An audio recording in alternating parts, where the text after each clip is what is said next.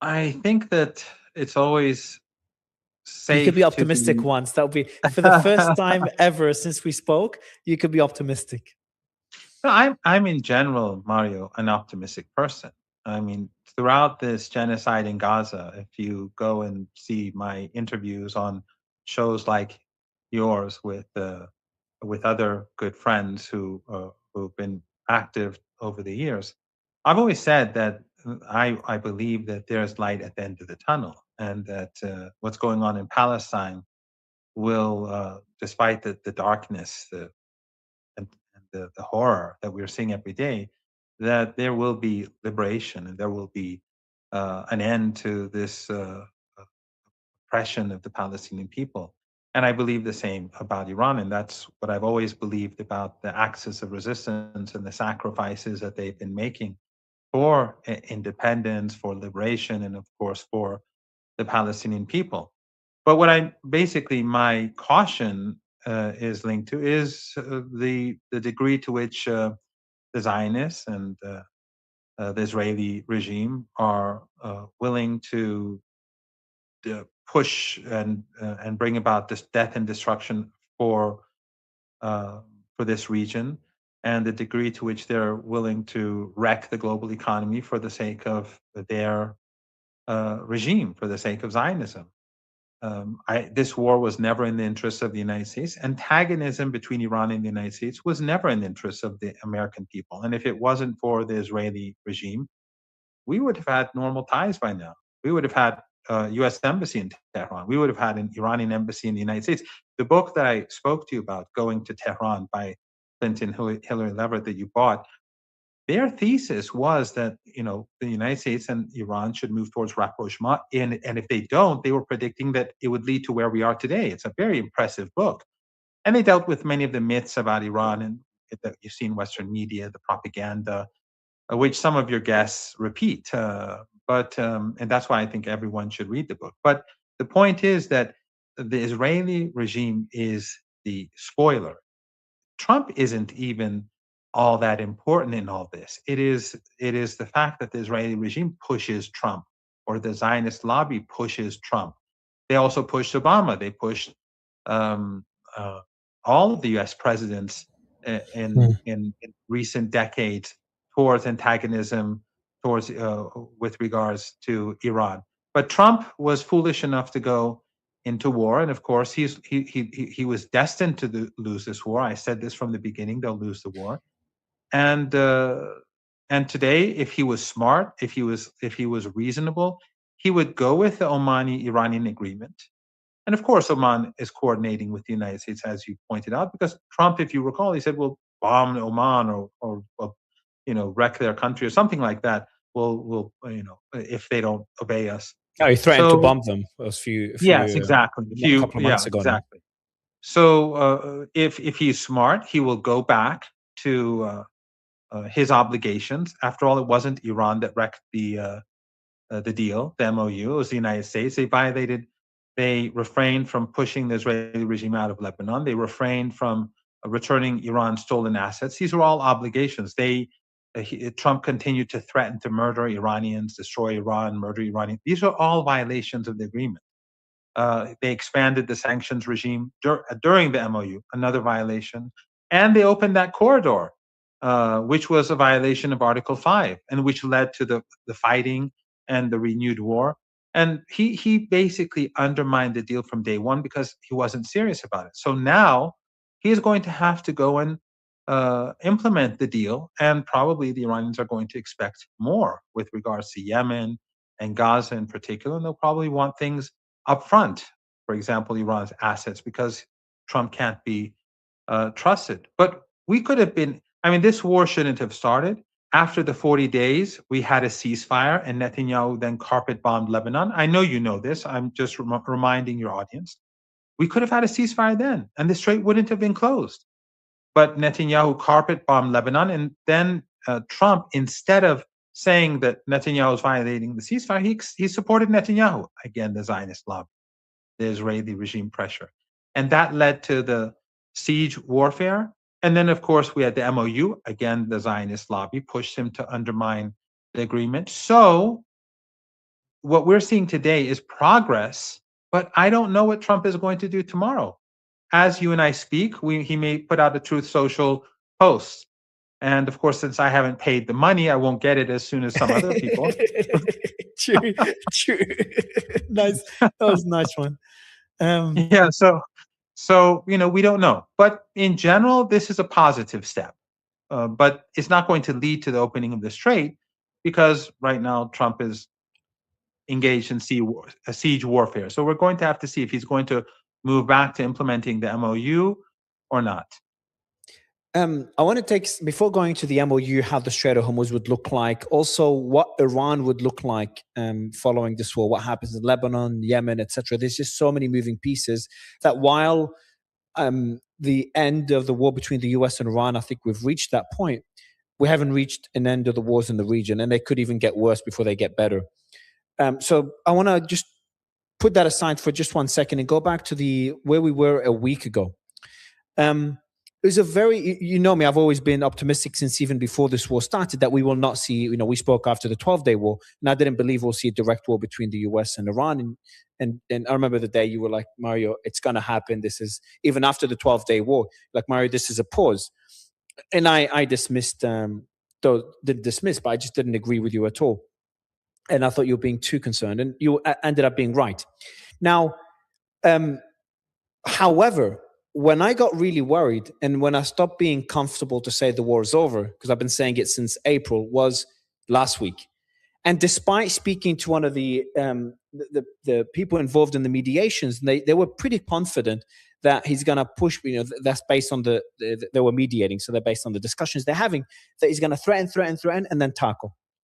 And, I didn't leave Dubai, so I still thought it's more likely he won't, go crazy. I was more worried than I've been since April. The reason I'm putting that context is I want to get your thoughts on where your mind was at, because on the Iranian side, I feel like the Iranians somehow knew he was going to tackle, but at the same time, they took precautions. There was evacuations of a few bases of aircraft in the airport, but also they've taken certain steps to establish escalation dominance to try to deter an attack. What do I mean by this? They attacked Jordan and Kuwait preemptively. I think Iran attacked the two ships in Egypt. I know that some people call it a false flag, but I think this is Iran sending a warning to the US like, hey, if you attack us again, the rules are going to change and we're going to be preemptively striking you even after you stop. So they've kind of done all these different things in the region, involved the Houthis. That's a bit more complex in order to change the reality for Trump so he reconsiders a strike. So my question to you is, were you expecting strikes last week, you personally? Was the Iranian government, did they believe that it could happen, or they were pretty confident he's going to bluff again? And thirdly is, I'd love to get your thoughts on the changes we saw on the strategic changes we saw by the Iranians last week, the preemptive strikes on Jordan and Kuwait. But what I would say is that, yes, from my understanding, the Iranians did not think that he was going to carry out an attack, but they did take precautions because Trump is Trump and you can never be sure. I think they believe that he will back down for a host of reasons, which I'm sure you've discussed on your show with many experts. And I am a layman. I don't pretend to be an expert.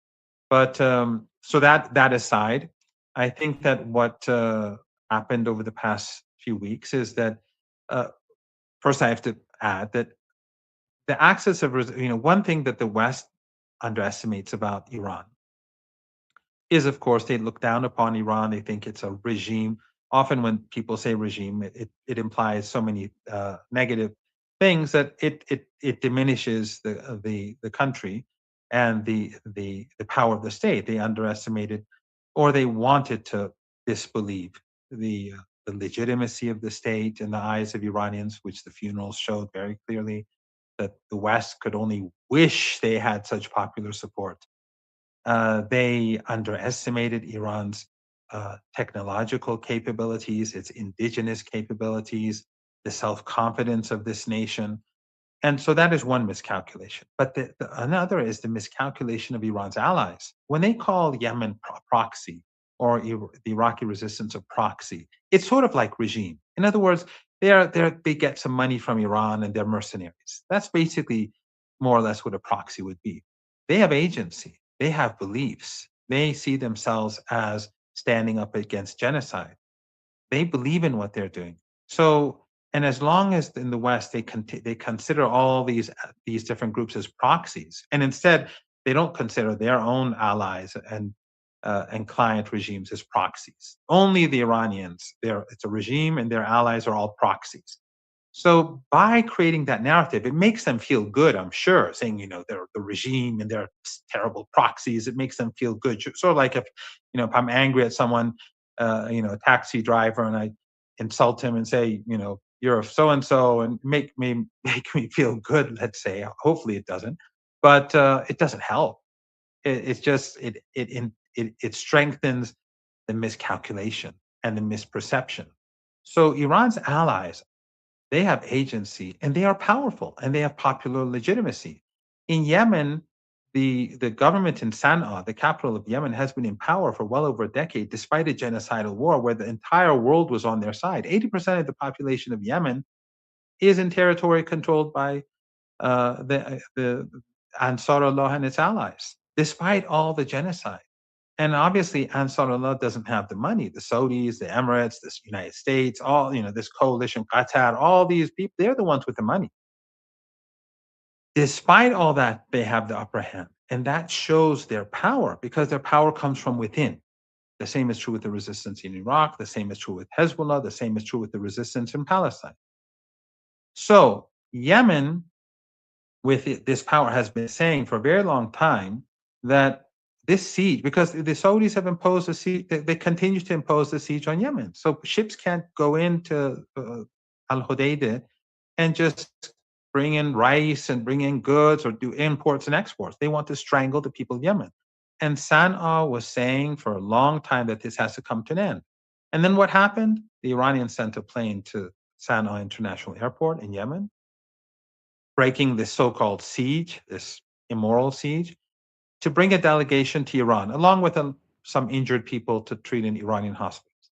On the way back, the Saudis bombed the airport, the international airport. Sana'a said, enough is enough. We're going to hit you back. And that's what we've been seeing for the last couple of weeks. And then the shedding of the Red Sea to Saudi, or the Bab el-Mandab Strait, and now apparently the whole Red Sea to Saudi shipping. So Saudi Arabia brought this upon itself, its cruel policies. And then Saudi Arabia, being too cowardly to acknowledge that Yemen has that power, they blamed the resistance in Iraq for a strike in Yemen. They didn't do it. You I've don't know that. spoken to, I do, well, Oh, I okay. know people in the resistance in Iraq, not military, but political. So you are close to the They, government, Professor. No, but Iran is not, Iran is not a closed state. If you go to Iranian Telegram channels and like Ballet is like the Iranian Telegram, or ITA and this other, you'll see all sorts of people saying different things. Iran is actually one of the things that surprises me the most is how Iran was able to keep so many secrets about its missile and drone bases in a country where everyone talks. I mean, if you get in a taxi, everyone is talking. If you sit in a park with some people, everyone talks. If you get in we talk a lot, and so I'm actually surprised that they were able to keep so many of their secrets uh, from the United States and the Israelis. But in any case, I have spoken to people who are influential in the Iraqi resistance, political, and they said, no, we had no, they are in the, as you know. I think there's a fair argument to be made, and I'll go back to my question in a bit. But there is a fair argument to be made that the Houthis, in coordination with Iraqi groups, attacked Saudis because it makes sense. The Houthis can attack from their territory, they can attack from Iraqi territory, and they attacked Saudi a couple of days before that because they want Saudi to lift the blockade on Sana'a, which is a very valid reason. Not valid, but I'm saying it's a fair argument to be made for striking Saudi because a blockade is an act of war. But I wouldn't be too. It's not surprising No, for but them uh, to but strike they, from they Iraqi can do it territory. themselves. Ansarullah, the Yemeni armed forces, they can strike wherever they want inside Iraq, inside Saudi Arabia. They don't need the Iraqi resistance to do it for them. They fought the United States and defeated Trump in Trump's war against Yemen came before his war against Iran, and Mm, he failed. So the reason why we even had a ceasefire between Saudi Arabia and Yemen was because the Yemenis began to use their drones to take out Saudi oil installations a few years ago, and then the Saudis had to give up. That was then. Yemen today is far more powerful than back then. No, the Saudis did not want to acknowledge that Yemen has that capability, so they took it out on Iraq and they murdered people who were preparing Iraq for this for the Ashura, for the Arba'in ceremonies. ceremony. It's clear as day. Yemen could have struck. I mean, they struck Saudi Arabia. Why wouldn't Why wouldn't they use their own drones? Why would they need to do it from Iraqi territory? It doesn't make Okay. sense. And then they didn't even wait for the Iraqi government to do an investigation. They didn't present the Iraqi government with any evidence. They just went and bombed with the Americans. And now the Saudis are telling the Iranians that we didn't participate in this. It was the Americans. So, which is it? Which one is it? The Saudis sent messages to Iran that we did not participate in any of these. We only participated in apparently what the Saudis said, in an airstrike and an empty, what do you call it? Not a building, but anyway, on this empty place. Mm. Uh, so, Bunker? no, no, no, like where you store things, like this Oh, storage warehouse. warehouse. Yeah, something like that. Mm. Yeah. Okay. So I think the reason Saudis would have said that is I think that I'm pretty confident the Saudis don't want to escalate with the Houthis because of how detrimental it will be for their economy and the ability for the Houthis, how easy it is for the Houthis to strike Saudi energy infrastructure. And also, I don't Of think Iran would course. be okay with it either. I think Iran is going to be, and that kind of links. Iran has been telling the Saudis for years just to end the war with Yemen, end the siege, and have relations with them, and then normalize, and it will be to your benefit and to their benefit. The Iranians do not want Saudi Arabia and Yemen to be at war. But Saudi Arabia, for whatever reason, I mean, I think the Saudi government is not, they sort of behave like Trump in their own way. But in any case, they could have solved their problems with Yemen. And now, not only by bombing Sana'a International Airport have they caused a crisis for themselves, but by bombing Iraq, they have created huge anger in Iraq, especially as they did this right before the ceremonies for Imam Hussein, Mm. which, you would But that's think that someone would tell them, that someone in Riyadh would be saying, this is not the right time. That's why I'm in the belief that would have been the Houthis striking from Iraq because it just doesn't make sense. Usually I try to always look, for example, the attack on the two ships in Egypt. The reason I said it's Iran, not because I like to point fingers at Iran at all times, is because in my mind it makes, and that leads to my question, it makes sense. It's fits within a pattern of strategic steps that Iran has taken to establish escalation dominance, striking Kuwait and Jordan preemptively without any American strikes or without the Americans conducting escorts like Project Freedom. So I'm not going to say unjustified because obviously it's a state of war, but it was a preemptive strike. So, and that I don't was know, I don't know about Egypt. I can't say yes or no who did it. So I won't comment on that because I don't have information. But when it, the people in Iraq who told me that they didn't do it, I'm pretty sure that they were right. I'm pretty sure they were their yeah, information was accurate. and I'm just speculating on Iraq. I could obviously be completely wrong. I just maybe someone could tell me what the Saudis were thinking, where the strategic is, where the strategic benefit is from striking Iraq when they already have a problem with the Houthis. Why would they want to add another front when they're struggling with one? But that's obviously it's all speculation. On the but what do you make of the rules of engagement by the Iranians? And do you think that played a role in Trump's tackle, or was Trump, in your mind, just trying to assume, it's hard to get in Trump's mind. Do you think he was planning to tackle from the beginning, which is my position? He did this whole thing to tackle, or do you think Iranian steps, the ships in Egypt, Jordan, Kuwait, as I've said earlier, played a role in him changing his mind last minute? I don't know if his intention was to taco from the beginning. I can't say. It's just beyond my mental capabilities to go that far. But what I can say is that the Iranian, I wouldn't call it preemptive because there was no ceasefire. I mean, it's the Americans started the war. They started siege warfare. They started two wars in less than a year. Then they restarted the war after they violated the MOU. And in Western American media, they're constantly saying that the Iranians they restarted the war. No, it wasn't the Iranians. The Americans ignored the MOU from day one. But then after 13 days, the Americans just stopped. And then the Iranians saw that the Americans were gathering forces in Jordan and Kuwait, and they decided to hit them. So it wasn't preemptive. It was an attack. There was no ceasefire. The two sides didn't agree to anything, and the Iranians, of course, have to protect themselves. But also, I think it's to send a message to Trump that look, we don't work on your timetable. We don't work based Exactly. on your schedule.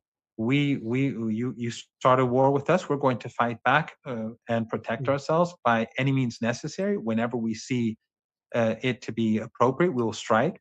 And that I think that sort of policy is helped to prevent Trump to restart the war because this shows Iran's strength and its confidence.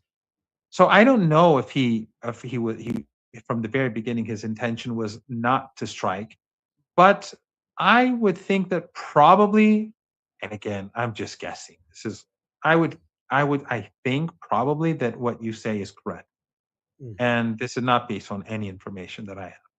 I don't have any Yeah. information, but I think you're probably correct that from the very beginning, he, despite all the propaganda and all the media speculation, I think from the very beginning the plan was not to attack because he knew it. But then again, it's Trump. We may wake up tomorrow morning and he's carried out some sort of crazy strike on Iran.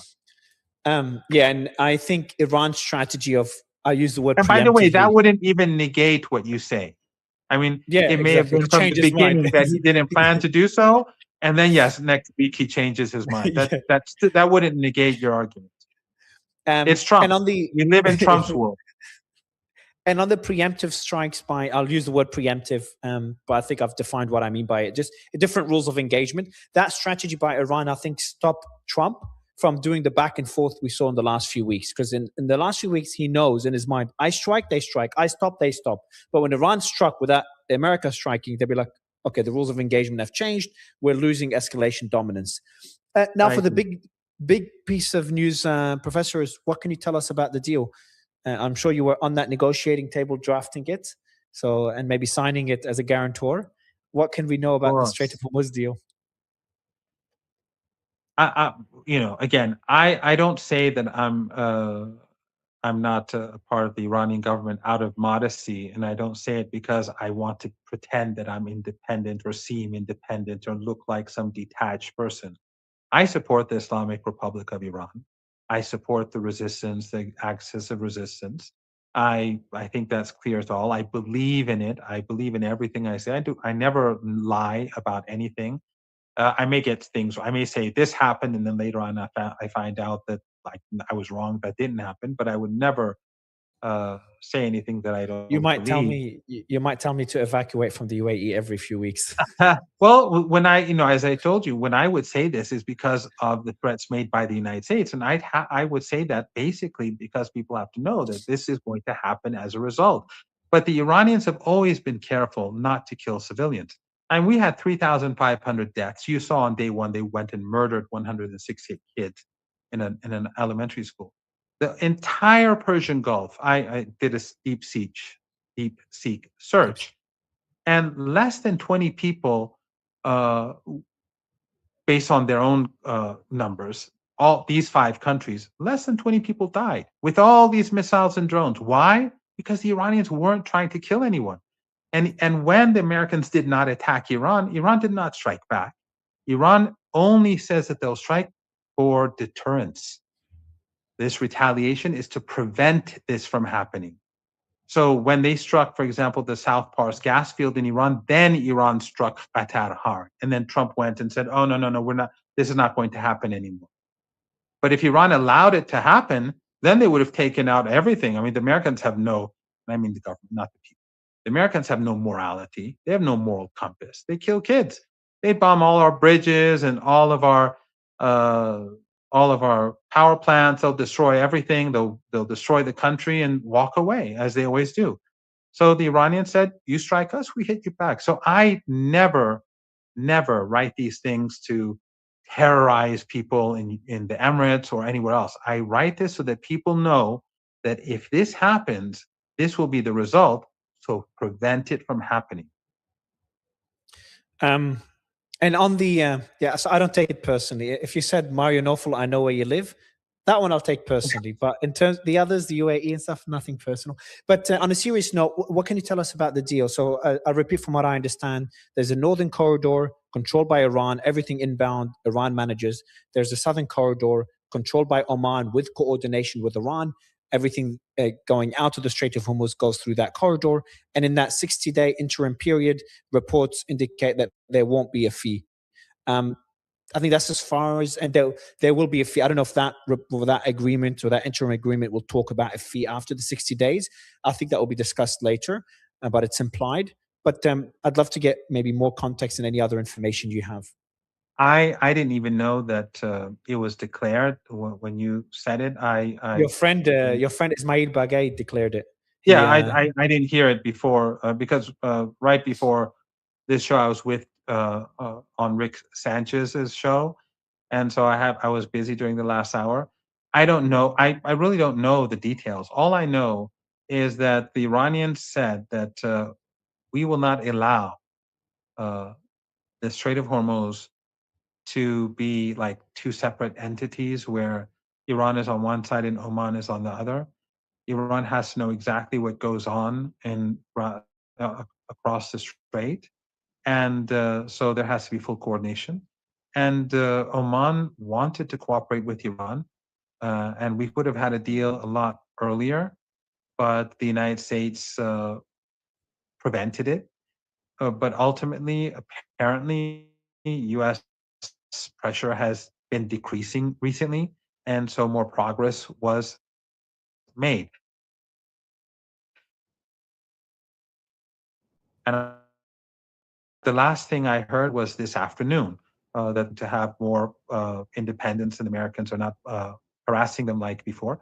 Otherwise, this agreement could have happened weeks ago. It's a part of Article 5. In Article yeah. 5, the Iranians were supposed to control the strait, normalize trade, not the Americans. That was what brought back the war. But so in a, and then during the then the Iranians and the Omani government were supposed to create a framework for the future of this trade. And that's what these negotiations have been about for weeks. So all I can tell you is that whatever Mr. Bagui says obviously is correct, but or Dr. Bagui says is correct. But what I can say is that the success is because Trump has been, or his government has been easing pressure on Oman to allow them to do a deal. I'll read out the statement for you. An agreement has been reached with Oman regarding the geographical coordinates of the route for ships passing through the Strait of Hormuz. So it says route. So as you said, because I've seen those reports as well, that the proposal of having two routes was initially rejected by Iran. I think it was yesterday or the day before. So this one says route. So maybe, as you said, this is the one route. We have studied the various technical, legal, security, and environmental aspects. That always makes me giggle. The environmental aspects of the discussions with Oman Hey, regarding the Strait. we have to keep the Persian Gulf clean. Come on. Exactly. And the fish is happy. We have to make sure there's diversity in the seas.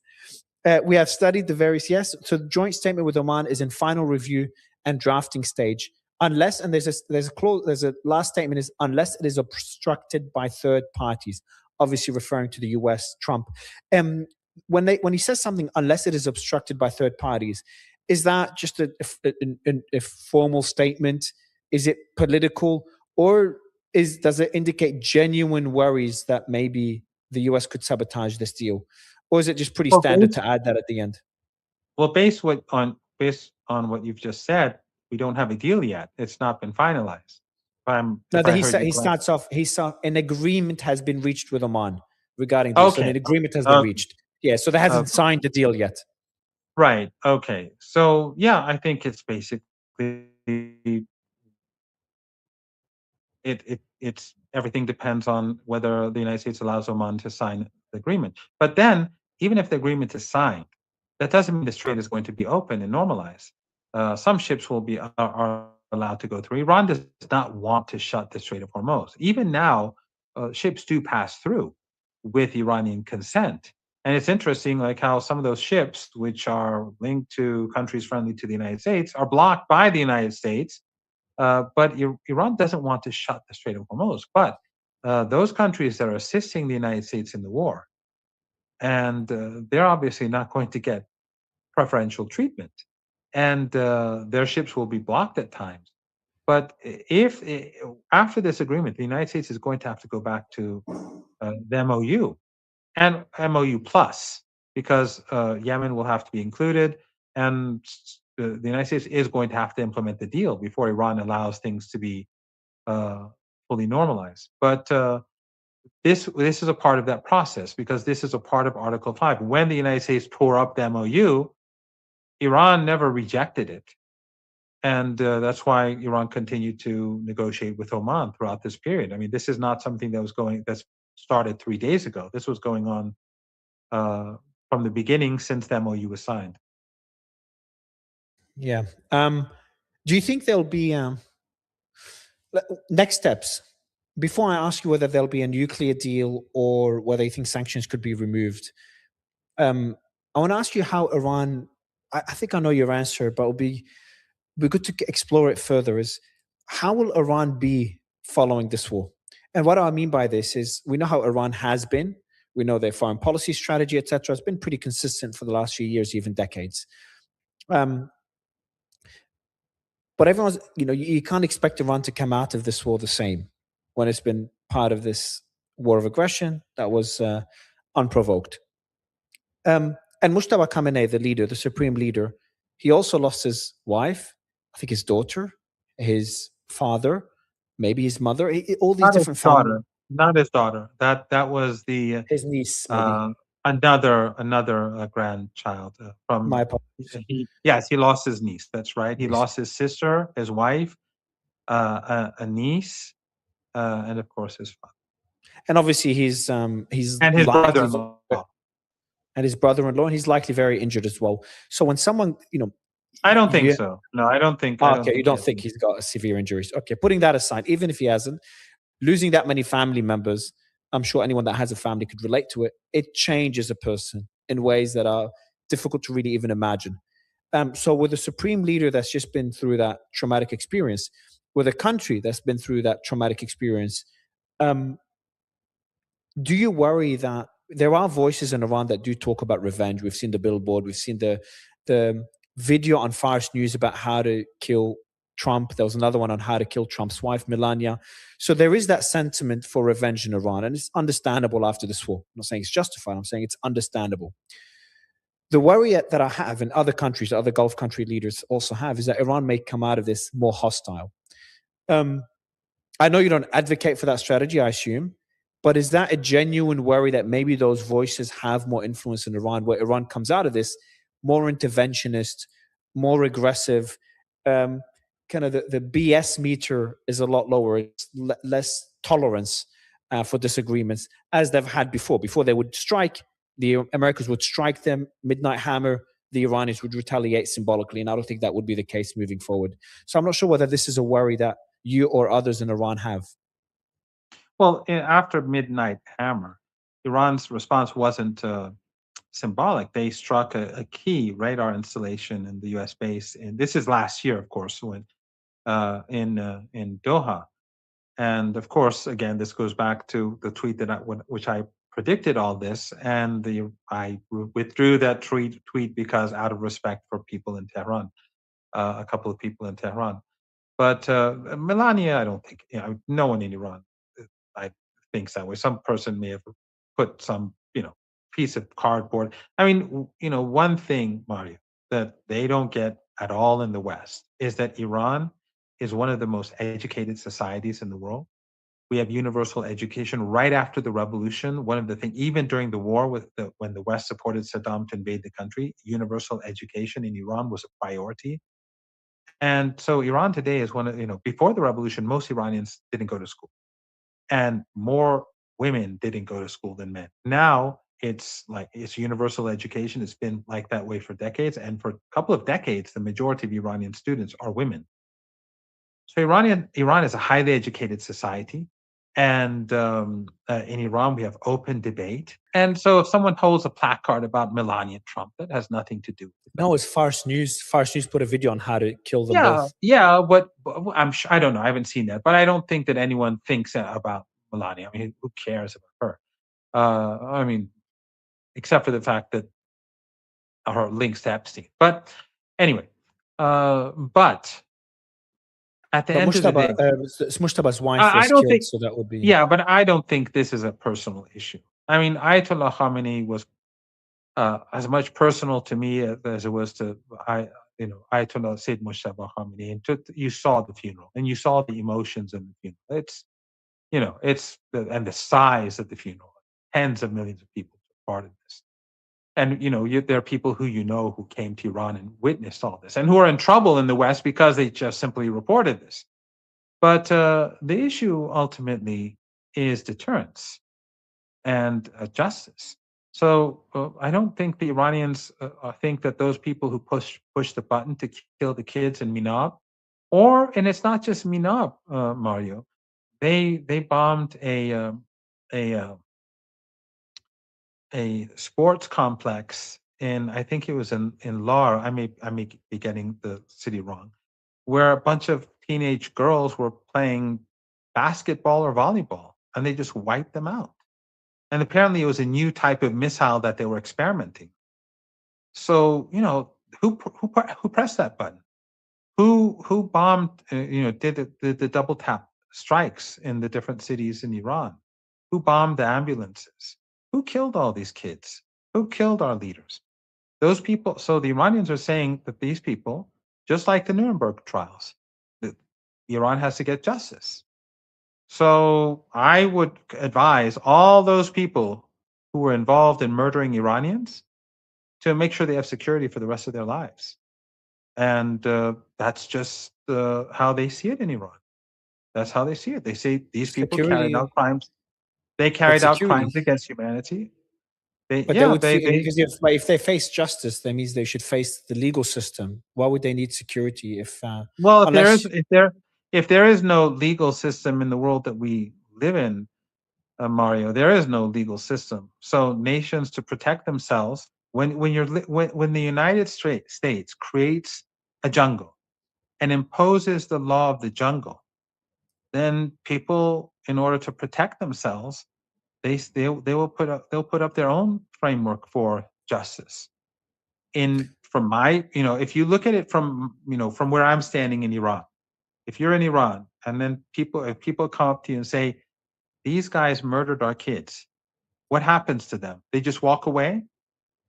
They don't accept that, Iranians. And so the state has to reflect the views of the Iranian people. And it's not just the views of the Iranian people. It is a preventive measure, so that in future, I mean, look at all these Israelis who are murdering and slaughtering and carrying out this genocide in Gaza. The pilots who every day they're bombing and killing multiple kids every day. You know this, I know this. The snipers. Uh, I mean, can they just get away with this? No. Across people across the world are demanding justice. Now, the Europeans would never allow for justice because they support this Holocaust. They support this genocide. But other people don't support it. Other people are civilized. They're opposed to it. So uh, if they can block this by any means, as Malcolm X would say, by any means necessary, they would do so. So again, the rules of the game have all been torn up by the Americans. I mean, to be fair, Trump didn't start this. I mean, the United States always saw itself as above the law. They destroyed Iraq and they walked away. And then if you speak to American elites, they'll say, yes, it was a policy mistake. You killed 1 million people. You destroyed a Mhm. country. That's not a policy mistake. That's mass murder. um, They destroyed on the Afghanistan, and they walked away. They created the mess in Africa. I mean, one of the things, Mario, and this is something I want your American and European viewers who are because I know there are two types who watch these programs. Some are critical of the United States and Western policies and oppose the genocide, and some are they support the United States and justify this genocide by whatever means they can. At the end of the day, because often we'll see them say the threat is Islamic, what radical Islam, or what is it, Islamic extremism, or whatever, the jihadists. All of these extremist groups, they were created by the West and their proxies. Every single one. So all the things that somehow they attribute to Iranians, that we're extremists, we're radical, we're out there to kill people and behead people, that's what their proxies have done through the Takfiri ideology that they've supported since and not by like the likes of Trump. This began with Jimmy Carter. Jimmy Carter and his national security advisor, Brzezinski, they began funding the so-called mujahideen along with their Saudi and proxies and the proxies in the Persian Gulf. Before the Soviet Union, I mean, I don't know if the Saudis began from day one, but before the Soviet Union invaded Afghanistan, they funded these groups in order to provoke the Soviet Union to invade Afghanistan. They wanted to create a Vietnam. This is not what do you call it? What do you call it? Conspiracy. Conspiracy theory. This is what Brzezinski himself said. So they wanted to create a Vietnam. So they sacrificed Afghanistan to get revenge on the Soviet Union. What sort of monstrous regime does that? And then they and the Saudis began to fund these extremist groups. Where did Al Qaeda come from? And then I don't want to get into 9/11, but a decade after 9/11, Al Qaeda was again being used in Libya and then Syria and so on. So, and then of course you invited um, Tucker Carlson on your show. You know his documentary about 9/11 and all that. I used to shy away from people who believe that 9/11 was more than just a bunch of these 19 people and Al Qaeda people. I used to shy away from them for years, and then more recently, I'm looking and saying, actually, uh, the narrative that I believed Worth in a doesn't deeper make look. sense. It doesn't Yeah. make sense. But in any case, the point is that all this radical Islam and these jihadists and this Boko Haram and Al Qaeda and ISIS, the Americans Yeah. created them. The CIA created them. Mossad supported them. Their proxies in the Persian Gulf funded them. So Just when people, yeah, Professor, and just want then to ask you look at what quickly. happened. Look what happened in Spain. This That's Muslim crazy. invasion. That's crazy. Yeah, The Moroccan invasion. Just quick thing to wrap up. I want to, because I don't want to get an aha moment. I just want to genuinely understand your position when you said they should get security and the legal system doesn't work. Are you implying that some people may act to avenge the death of the supreme leader and others in Iran, or do you think that Iran should take steps to? I wouldn't use the word seek revenge, but in your view, hold these people accountable, the people that pulled the trigger. Just want to understand your position. I don't think unless it's on the battlefield, like in Jordan or wherever during a war, they may target like generals or whatever on the battlefield, the people who pulled the trigger. That's war is war. Or whether in Tel Aviv or anywhere else. If the war expands, then I'm sure the Iranians will be seeking these people out on the battlefield, just as they sought out the Iranian leaders. I don't think that the Iranians are going to at all. I don't believe at all that the Iranians are going to pay people to go to the United States, sleeper cells. All that is nonsense. That is just to scare people in the United States. I mean, if you do see a major attack in any time in the future in the United States, you can be sure that it was the Israelis or the Mossad or that it was an inside job or whatever. I have no doubt about that. But will there be people who may seek revenge for the crimes that were committed? Yeah, I think so. I think that there will be people who will, if they have the opportunity to get revenge for all the murder and the slaughter, that they'll do so. Yeah, I'm Do you sure think there they will. should? I Do mean, you think they should, or you advocate I'm I, against it? I'm not going to personalize this sort of thing. But Professor Izadi also avoided that question. It's a tough question. It is a tough question, I'm isn't it? not going to go there. I think it's Understand. clear.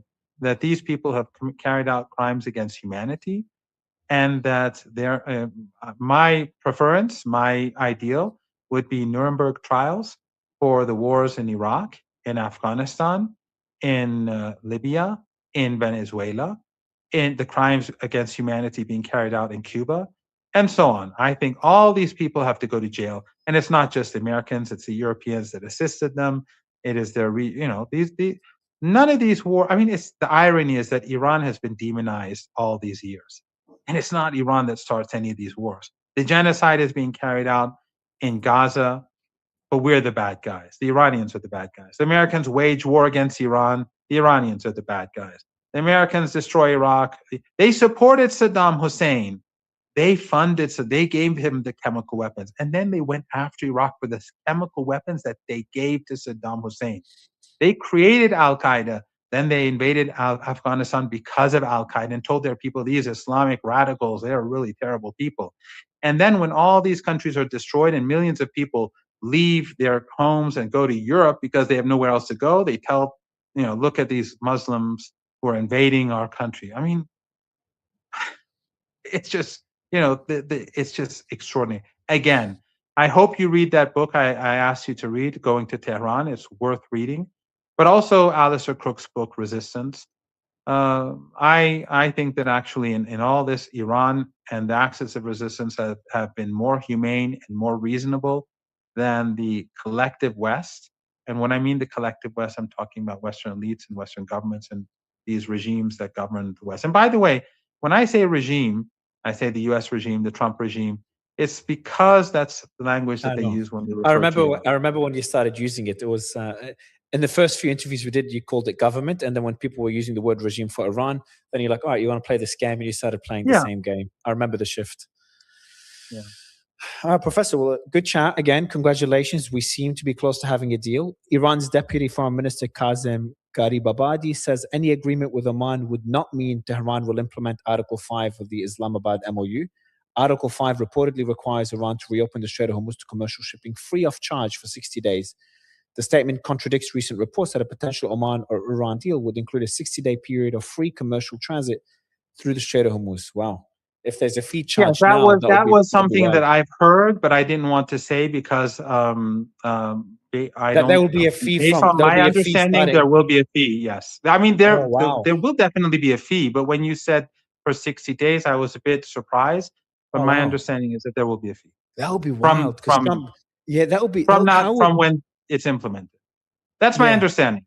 but that's That's my great. understanding. If that happens, I don't know how Trump will be able to explain that to voters. That's insane. Well, he has to explain the 168 little girls that he wiped out. He has to explain those young teenage girls who he wiped out when they were playing.